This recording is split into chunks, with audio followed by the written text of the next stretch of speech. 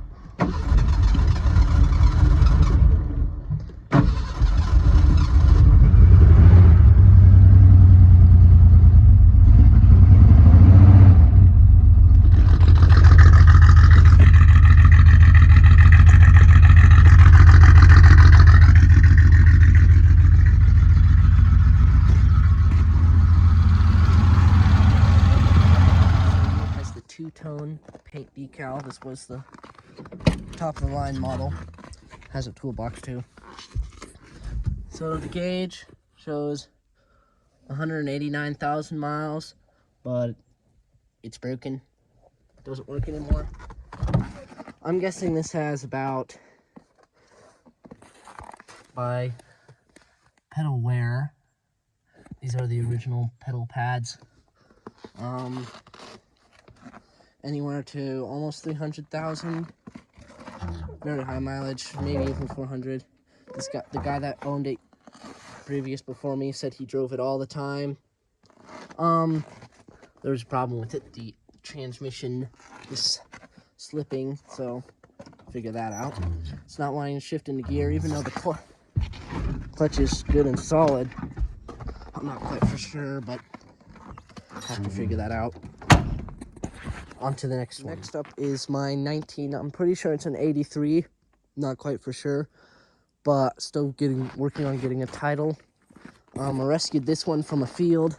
It's been sitting there for about 4 or 5 years. I do have the front hubcaps. They're just in there.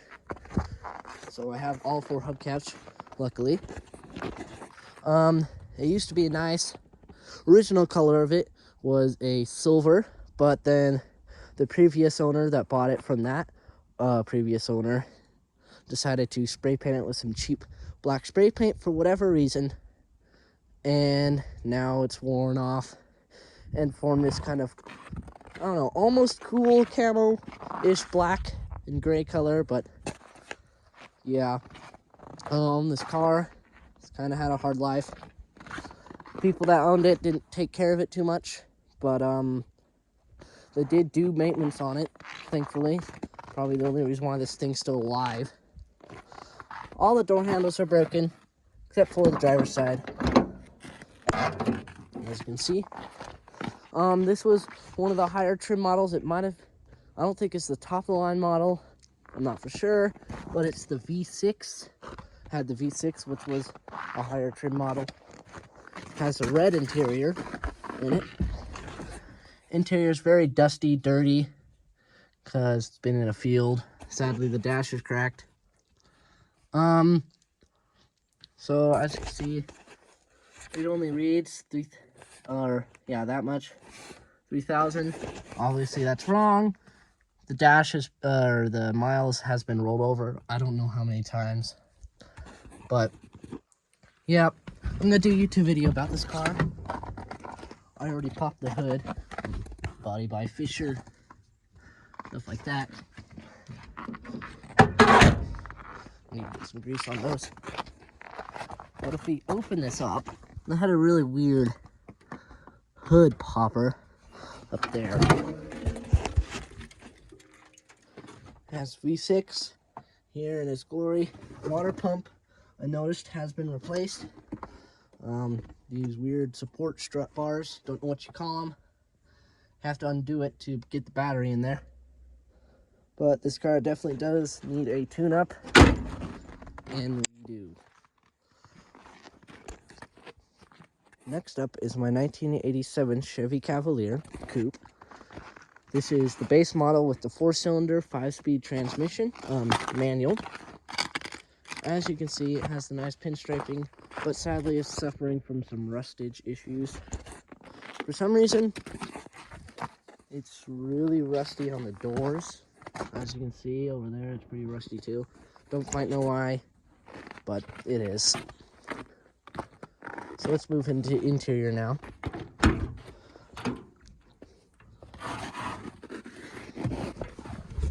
As you can see, crank windows, brown interior, pretty basic. Previous owner did install this stereo, which actually looks pretty nice in this car. Back seats, pretty good condition. Doesn't look like they've been used very much, actually. I had to take the door panel off because the window wasn't working, rolling up correctly, but I got it back on the rollers and the track. Just need to put the door handle or door panel back on. So here's what the gauges look like. Pedal wear. You have big gauges in here. If you look over here, the dash or the odometer has been rolled over. Still does work though. Came with a little mirror, which I like. So yeah, here's like the door stuff. So yeah, I like this car. And body by Fisher. And well, let's go to the next one. I can't open the hood, by the way, because snowy and there's not that much room right now. So yeah. So this is just a picture I found on the internet of what the engine looks like. It's the 4-cylinder, and anyways, it does run. but it does leak oil, but I'm trying to find out where it's leaking. Well, the sun's going down. Next up, we have my 1996 Dodge Caravan. This is one of the more unpopular models. It is the short wheelbase model, with only, it does not have a sliding door on this side, however it does on the other side. It is the base model, just Dodge Caravan. As you can see, door handle right here, which is broken, but I don't have the door keys, except for, see, the ignition key works for the front two doors and the ignition, but does not work for the trunk or this, but I figured out a plan. So I'll be doing a video on it sometime this summer when it's actually warm enough to work on cars. As you can see, you have the crank door handles. You have power locks though, but you can also manually lock them. Moving in, this one actually came with a pretty nice interior, surprisingly. I made, oh, forgot to put this back on the windshield. I made the seats like a limo. Probably not supposed to do that, but I did it anyways, and it actually worked, so that's pretty cool. You have your sliding door here with this big button. Have extra storage space on this side since you don't have the door. This seat is actually supposed to be in that little cubby hole over there, in that area. It's kind of dark, can't see it, but I switched it around and it actually makes more room in here, so I'm just gonna keep it like this, and it looks cooler. But when you have both seats, you don't have much trunk space back there, so you're either hauling people or hauling stuff, one of the two. Basic stereo, original stereo, for some reason does not have the option to put discs in it. It's strictly a radio. Your gauges, stuff like this. Have this it came with this dash cover, which I like. You have big, simple gauges. This was a targeted for more older people, and then families. So, you know, key goes in there, whatever, ignition. Horn doesn't work, sadly, but I don't have the battery hooked up anyways. So yeah, I actually like the base model Dodge Caravan, to be honest, because there's less electronics to break, which anyone who owns a Dodge Caravan knows that their electronics, not very good. But, yep, this is 96. Clear coat is peeling on it, sadly. Up here you can see there's no clear coat at all, but it's in a nice red color. Where's the string? Oh, just that. All right. Go ahead and pop the hood.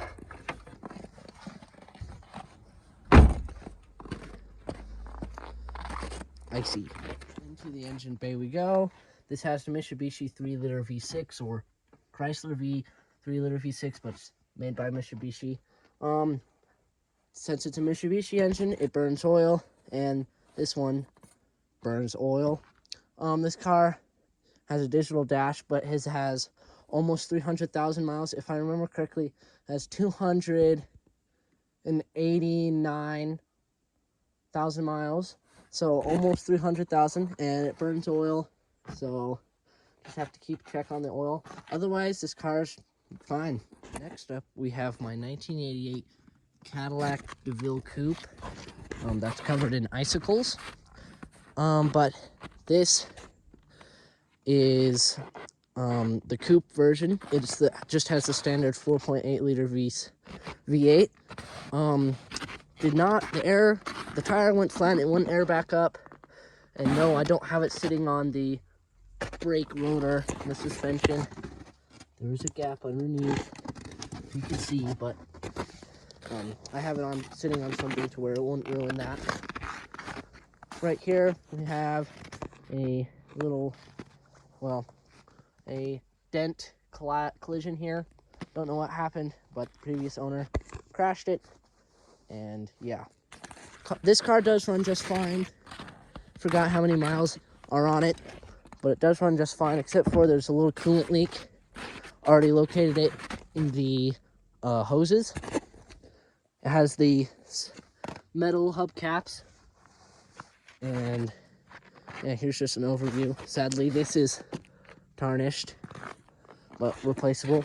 I also like how they had these little sport racks on here, which are pretty cool. So this is what the engine looks like. This is just a photo I found on the internet as well. Moving into the interior, we have these big long doors so people can get in the back, but the back seats in this one haven't been used very much. In the back, the whole back is just pretty nice. I like the way this looks. It's a really, like a dark blue, really pretty, really matches the car. The stereo was added in. I don't really like how it looks, but seats are sadly ripped. Here's the miles. Those are accurate. I think the third number is a 1. Yeah, that's a 1. Or a 7. Yeah, it's a 1. We have these climate controls, some digital, and then this is analog. Then we have up here electric stuff. And yeah, really cool car. I love it. The 1988 Cadillac Deville Coupe. We have a 1988 Cadillac Fleetwood. It is under a tarp. This is the 4-door though. As you can see, Cadillac badge. Yeah, you can't see under there, but this one has the 4.8 liter V8 as well. It is it has the steel rim, or not the steel rims, but the actual rims without hubcaps. And then this was my grandpa's, so it's pretty special to me. But yep, the other Cadillac. Sadly, you can't see it because it's under a tarp. Back out here again to finish up this video. So this is my 1985 Buick Saber Collector's Edition. As you can see, it sadly got in a front end collision. I bent the hood back. It was straight up in a V, but you know, need a whole new front end for this. You know, new radiator, all that good stuff. And it's been sitting for a while, so good tune-up and everything will be good on it. So here's the outside. We'll be going into the interior now. You can see it has lots of chrome badging. I had to take off the hood mounts because they weren't working. And as you can see, moving into the interior now, we have all this wood paneled stuff and very luxurious. It is a Buick. Right there, collector's edition, limited, all that good stuff.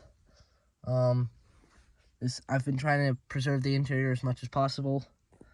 You have your right mirror adjustment, which I think is pretty cool. You have all your stuff right here. Then you have your, what is this? Oh, that's your gas gauge right there. Your tell you which one you're in, which I really like. That's actually pretty cool. And then here's your miles, and those are original miles, and the dial is not rolled over. Only has 63,000, which is pretty low. So yeah, this car is basically left the day it was wrecked. How it is. Into the back here. As you can see, here's part of the front grille. The emblem right there. So yeah. On to the next one. Next up is my 1992 Geo Metro.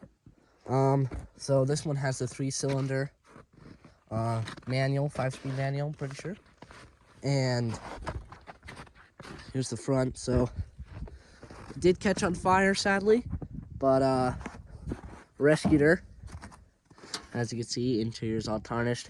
I have all the parts to do rebuild this though, and I am going to make a YouTube video about it as soon as all this stupid snow goes away and it's actually warm enough to work on stuff. Anyways, I have all the windows. The only windows I'm trying to look for, driver's side window, and these special windows right here, which are really hard to find. I might just put some plexiglass on that. Let's see if we can open the hood here. Might be frozen.